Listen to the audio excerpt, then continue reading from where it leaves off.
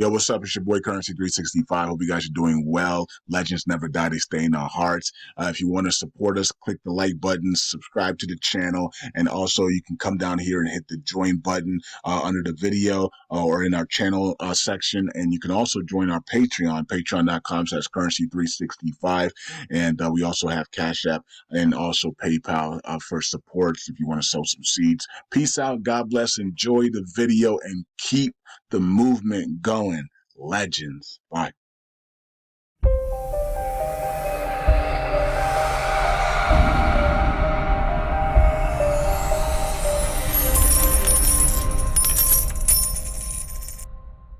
And basically, I'll give a really brief overview. The idea is that these rewards are stored in the NFT contract, and then you can claim them. Each NFT can claim a portion of the rewards. Each NFT grows rewards an equal amount, and then you can claim them, but you can only claim them once. So it's kind of like a last man standing there. It's been a really fun project. It's been there's been a lot of support, a lot of activity on the Alliance DAO Telegram room. Again, if you follow Alliance DAO on Twitter, you can in the description, I think we have the Telegram room. You can join the conversation and join the DAO and be part of governance. One last thing is that we're going to be having a town hall discussion tomorrow discussing the Alliance asset proposal, how the mint is going, and another few ideas for what to do after the DAO gets its treasury going. So make sure to tune in tomorrow at 3 p.m. UTC. Absolutely. Yeah, thanks for that overview, Evan. Appreciate that. Yeah, you're welcome. Yeah, so definitely for those who participate in Game of Alliance, head to DAO.alliance.money to claim your Alliance DAO NFT before the claim period ends. And before we get into the second governance proposal that we've been working on, which Stephen will talk about, why don't we get through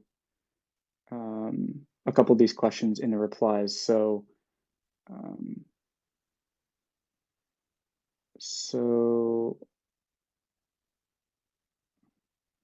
there's a couple of people, Mike, asking about like when V3, but I don't think that I think you guys will just be happily surprised. You know, I don't think we need to talk about specific timelines at this point. It's going to be coming very soon. And like Mike said, it's going to be, because there's like, you know, multiple products roll into one, it's going to be coming in stages. So another person was asking about Doe and how the case is going there, if he's going to be extradited. So, you know, I don't have any unique insight into Doe's personal legal situation. You know, no one at TFL does. So, you know, what you guys are reading in the press is the same information that we have. And so, yeah, nothing really to add to that. What happened to Jax? So Jax is currently being put on hold just because the guy that was working on Jax is he's taking a leave of absence right now. And so we may revisit that later this year, but that's kind of where things stand on Jax right now. It's mostly complete, and yeah, we just need to be kind of ready to go when we launch that to kind of service the new developer community that's going to be coming into the Terra ecosystem and utilizing that and building things in JavaScript, because that's an entire undertaking within itself.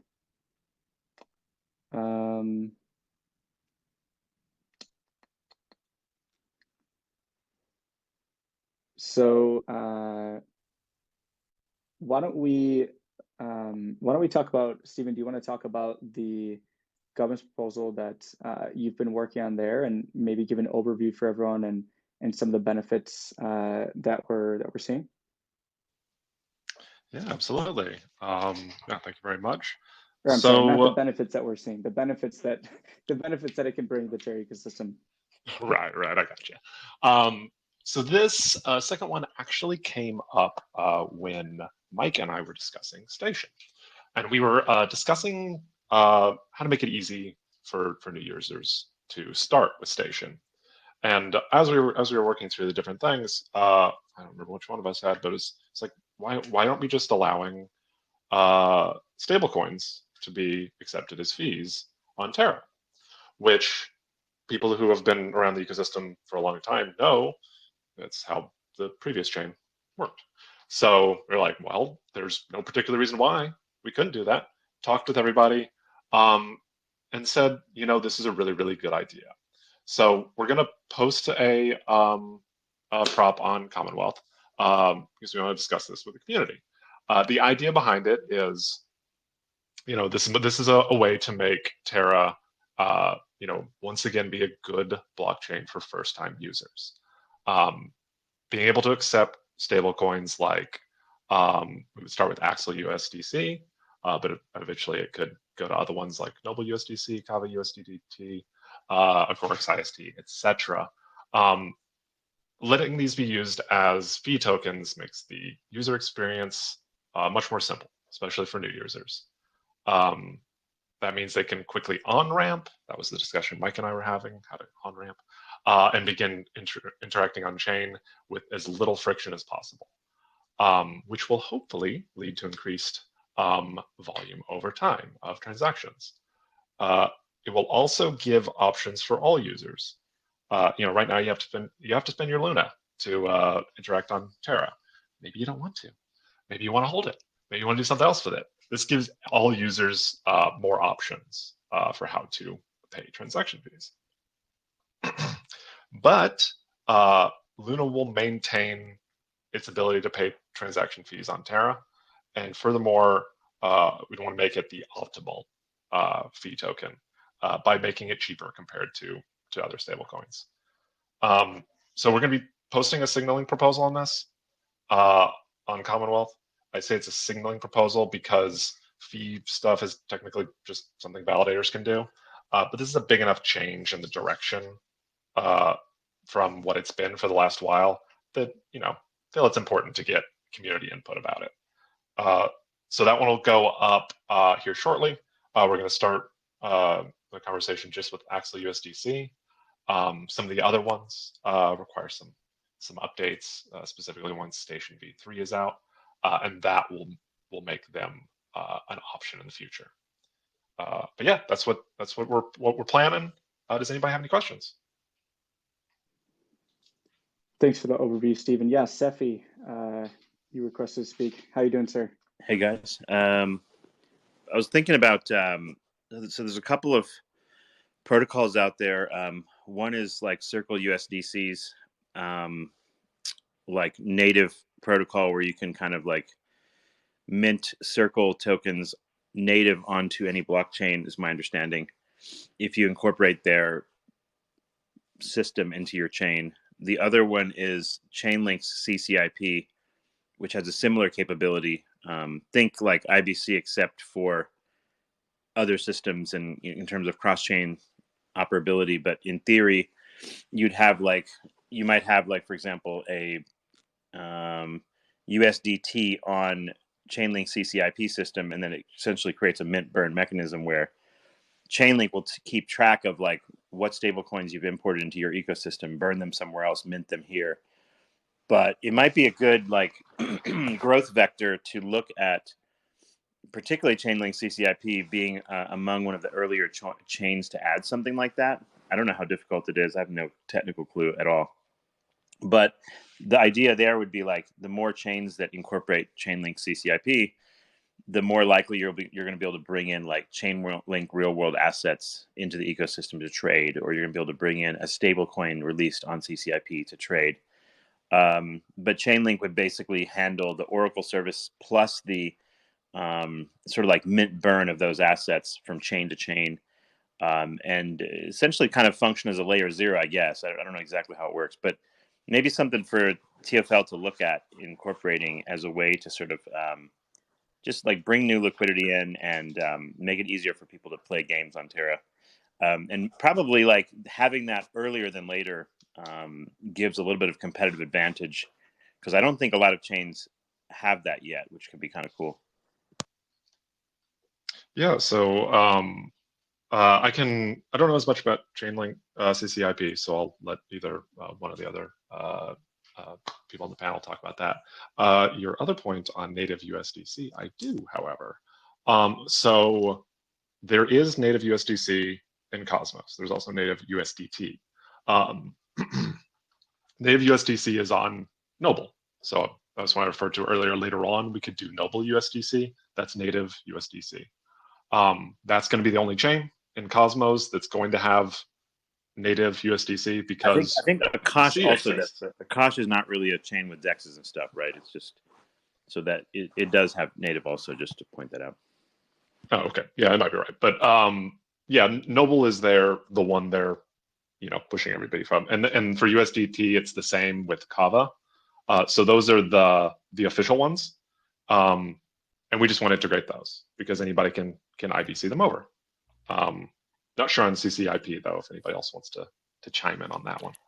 Yeah, CCIP is something like maybe worth researching as a team. I don't really know too much about it, but it looks like a good vector for like bringing in liquidity from other places without having to use the traditional bridge infrastructure, which obviously has problems.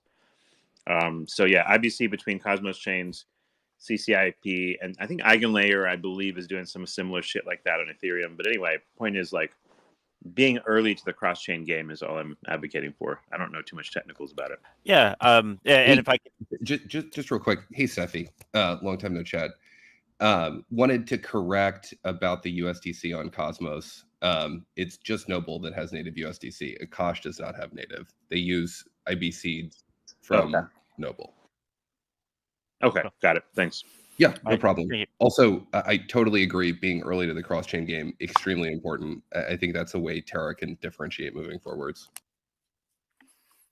Yeah, and if I could speak to the station side of things, one of the ways we want to try to build swaps directly into station is in a modular fashion, open to extension, closed to development. So the idea is whether we're using, Skip as a partner, TFM as a partner, Squid Router, the Axelar team really pushing forward with GMP, which is kind of like the prototype, like between various networks, like what IBC hooks is within Cosmos. GMP was really pushed forward by the Axelar and Squid teams, working with them on that. I love the CCTP front end, and I would love to work with that as either whether it's a swap interface that we use or some sort of bridging interface to get the USDC onto Terra. Is definitely in our crosshairs and something that we're looking at going forward. Yeah, Michael, you should hit us up. So Blake, who was on my team for a long time, built CCTP.money, and my team did the CCTP implementation. We'd love to help you guys make onboarding USDC onto Terra as easy as possible. Also, as far as GMP goes, we worked with GMP while we were at worked with GMP quite a bit.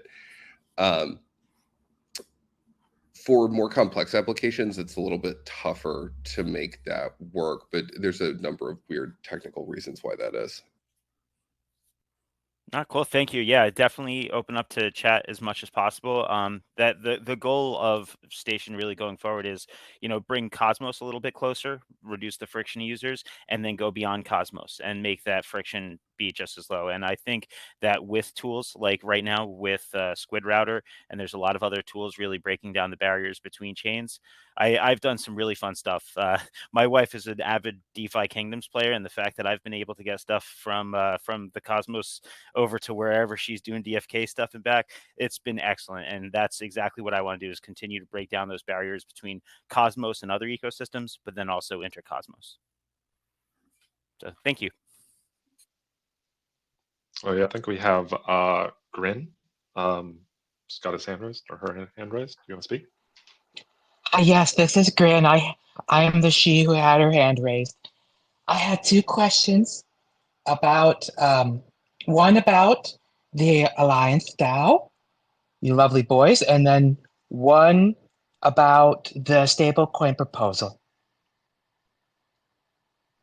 Okay. Go for it. Go ahead. So for the Alliance DAO, if there are, say, 8,500 of these NFTs that are not minted and they go to the treasury, uh, they will continue to accrue the rewards, the lovely rewards. And then um, would the DAO be able to vote to just break them and put the rewards in the treasury? And then if that happened, would the additional reward stream now accrue at a higher rate to each individual extant NFTs? Yeah, that is one thing that could happen. That's not really what I want to happen, but it is something that could happen. Oh, it's about your patriarchal control, is it, Evan? Not really, but that's totally something. If the DAO decides to do that, that could happen. Right now, there's no rewards going to them. The alliance proposal hasn't been put up yet, but it will be put up, in the coming days, and we'll have a space on that tomorrow. My second question, if I may, gentlemen. Evan, is that okay with you? With what you want to happen? May I have my second question? Yeah, I'm go for it. deferring. Okay, my second question is, although I understand that using a basket of different bridge stables or Cosmos native stables as gas on Luna might be user friendly, it to me it seems like it might be Luna holder unfriendly. Although it could bring more liquidity to the chain, it sort of takes away one unique use for Luna.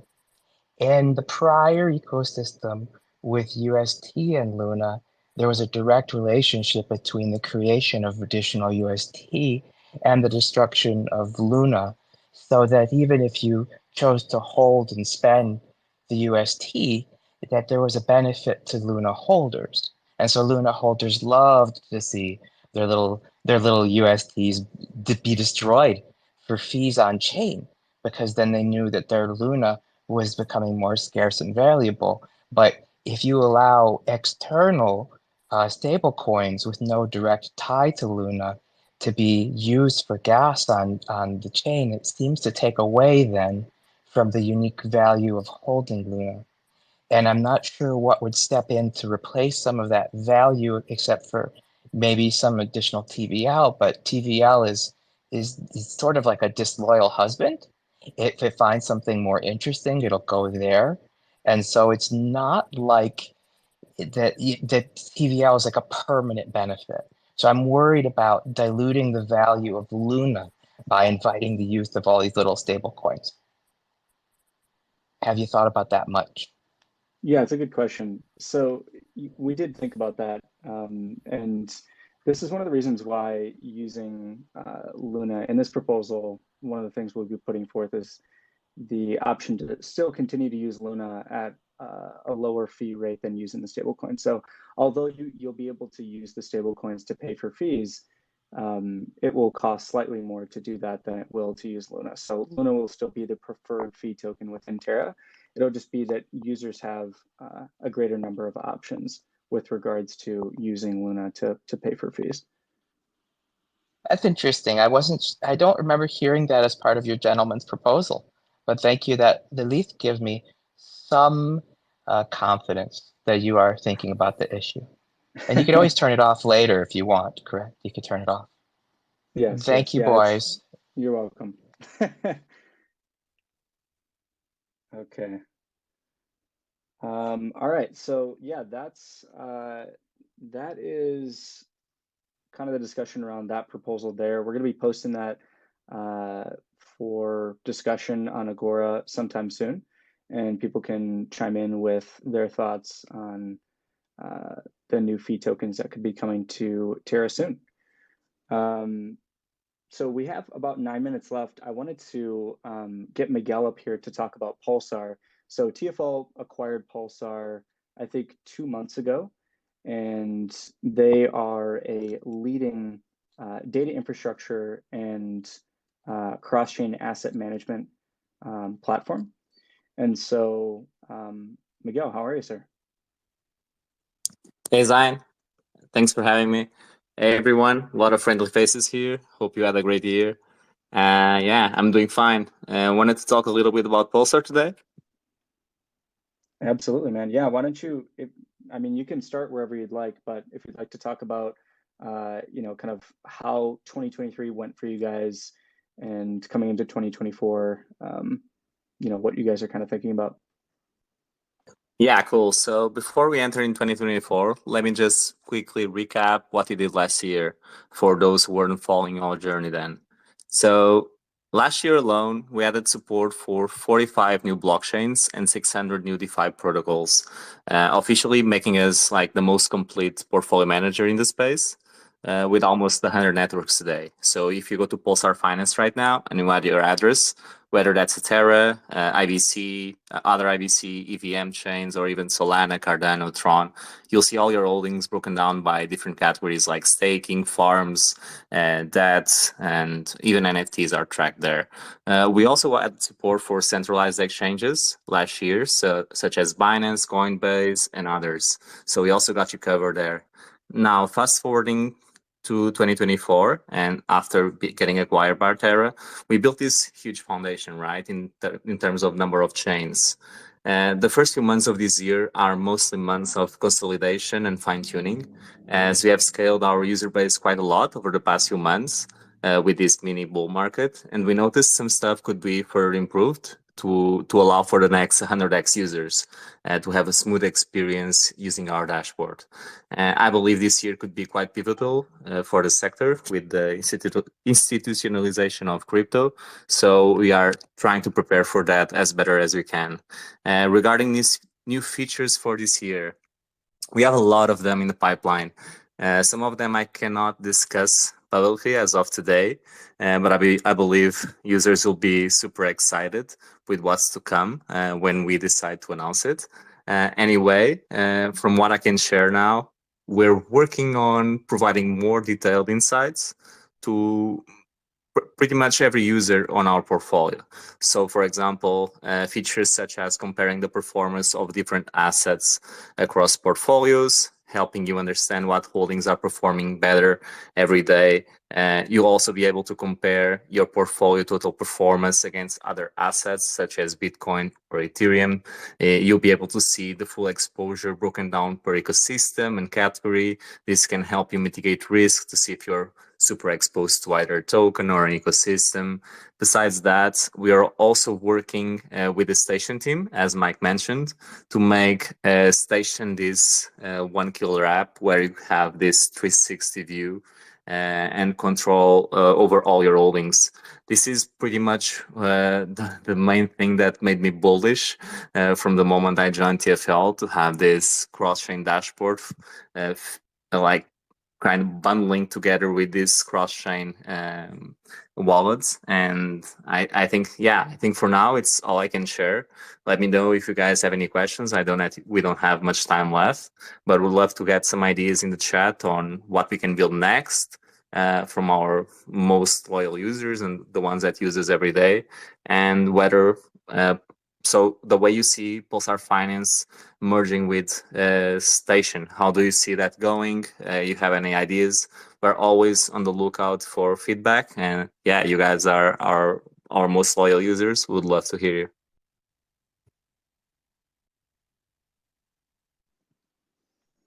Yeah, thanks for that, Miguel. Yeah, if anyone here, I use Pulsar. I know a ton of people in the Terra ecosystem use Pulsar as well. It's most people's preferred portfolio management tool.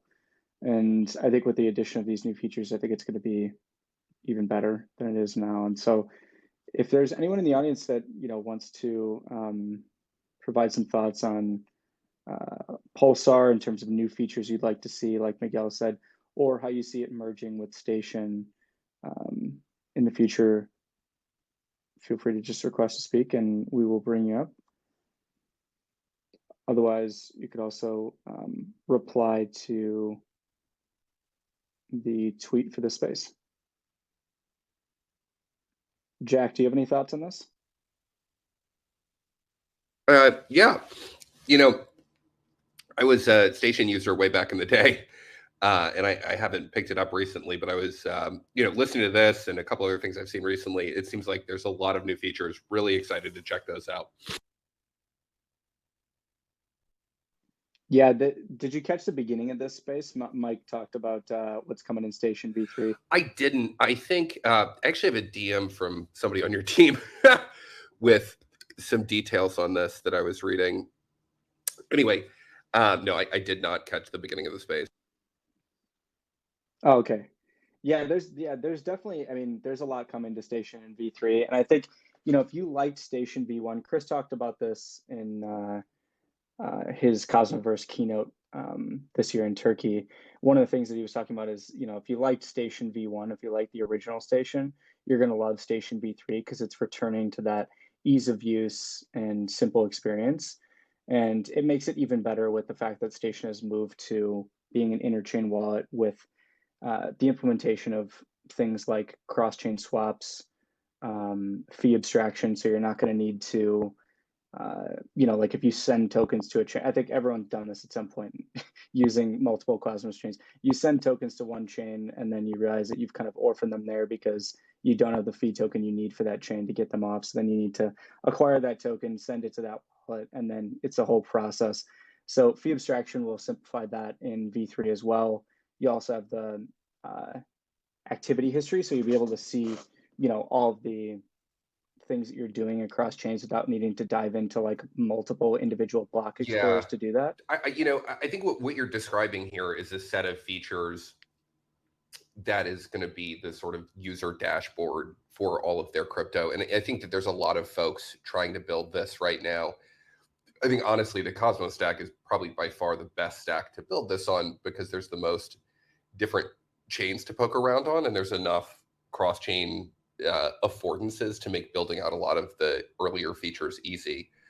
But I think there's a ton of value in this kind of like super app that helps mediate interactions with a bunch of different chains.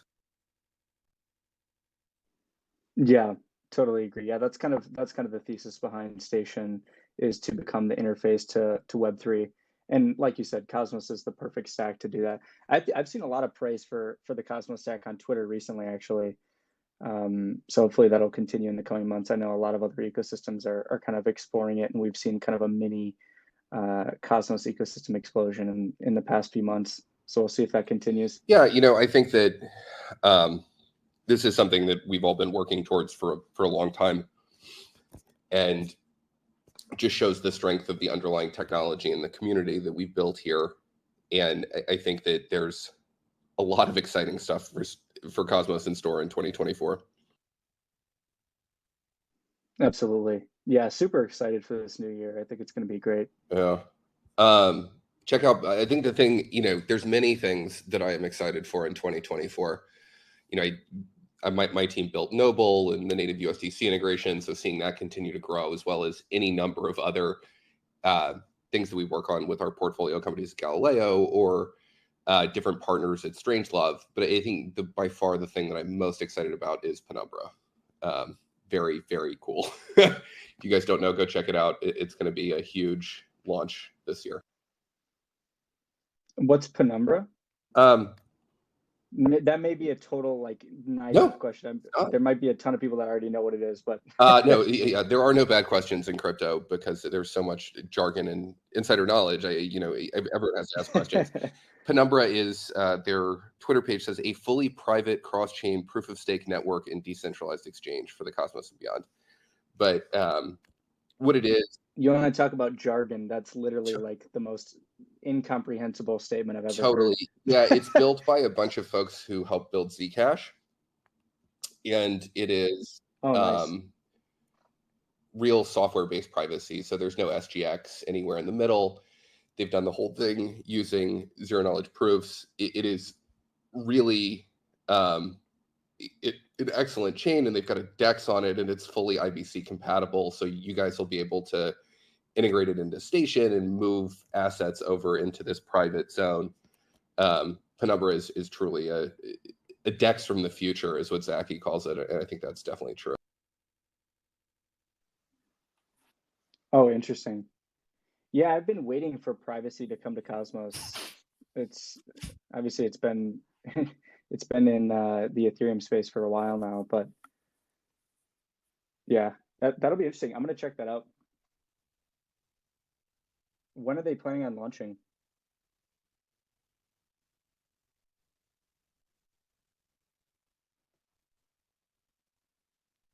Oh, I may have cut out or No, you're still here. I still hear you. oh, Jack might have. Oh, here he's requesting to speak. Sometimes it happens.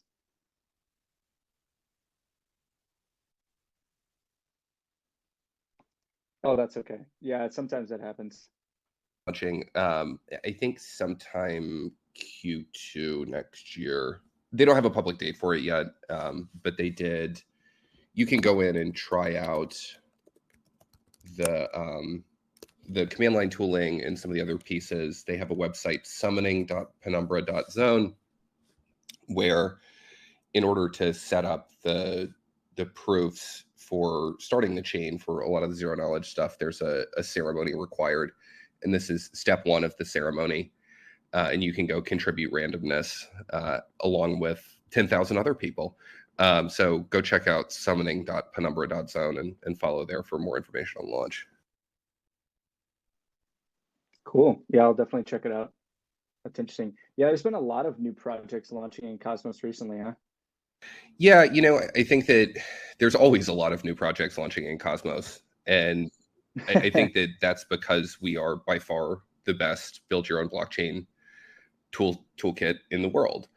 And I think that, we don't say that enough as an ecosystem because I think there's a lot of navel gazing and there's a lot of people who want to, point out the flaws in what we've built.